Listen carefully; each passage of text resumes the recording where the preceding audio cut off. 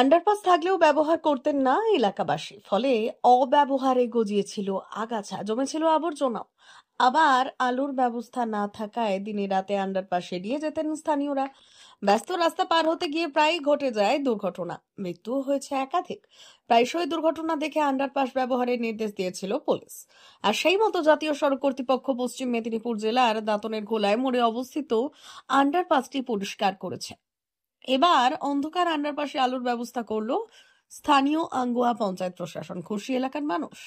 খড়গপুর বালেশ্বর 16 নম্বর জাতীয় সড়কের মনোহরপুরে লাগাতার দুর্ঘটনা ও মৃত্যুর খবর আসছিল। তখনই প্রকাশ্যে আসে দাঁতনের ঘোলায় মোড়ের আন্ডারপাস ব্যবহার না হওয়ার বিষয়টি। নড়ে চড়ে বসে পুলিশ প্রশাসন। নির্দেশ দেওয়া হয় জাতীয় সড়কের উপর দিয়ে পারাপার করা যাবে না, কিন্তু তারপরেও ছিল অনীহা। কারণ আন্ডারপাস দিয়ে গন্তব্যে যেতে গেলে ঘুরতে হয় কিছুটা। এলাকাবাসীর অভিযোগ, বিশেষ করে রাতের অন্ধকারে আন্ডারপাস পরিষ্কার না থাকায় যাতায়াতের সমস্যা। পুলিশের নির্দেশে জাতীয় সড়ক কর্তৃপক্ষ আন্ডারপাস পরিষ্কার করেছে।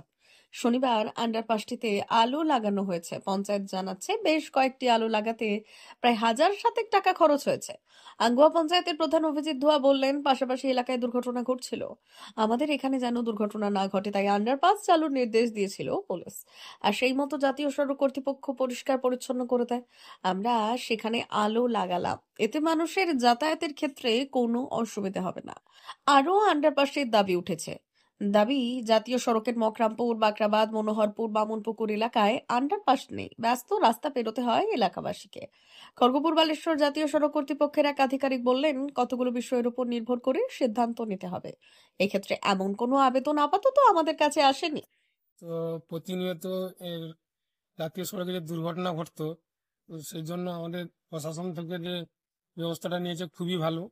ঠিক আছে, তার আমাদের পার্শ্ববর্তী জনগণের খুবই হেল্প হয়েছে। তো মানে সবাইকে একটা মানে সুবিধাজনক ব্যবস্থা করে দেওয়া হয়েছে। এটা খুবই ভালো ব্যবস্থা। কতদিন ধরে বেহাল ছিল এটা? প্রায় 2-3 বছর ধরে এরকম বেহাল অবস্থায় পড়েছিল। মোটামুটি প্রশাসনের তরফ থেকে পুরো কেউ যাতায়াতই করতো না এই রাস্তাটা দিয়ে, খুবই বেহাল হয়ে পড়েছিল। নিচে কোনো লাইটের কোনো ব্যবস্থাই ছিল না। টোটালটাই পুরো অপরিষ্কার হয়ে পড়ে থাকতো। তো সেই জন্য প্রশাসনের তরফ থেকে যে ব্যবস্থাটা নিয়েছে খুবই ভালো। কি নাম আপনার? আমার নাম সঞ্জয় রাউত। বাড়ি? বাড়ি এখানে পানিতুনিয়া। বলবে। প্রশাসনকে ধন্যবাদ জানাই এই জন্য, এই ধরনের উদ্যোগ করার জন্য এবং পাবলিকের সুবিধা করার জন্য। কতদিন ধরে বেহাল ছিল এটা? 3 বছর ছিল।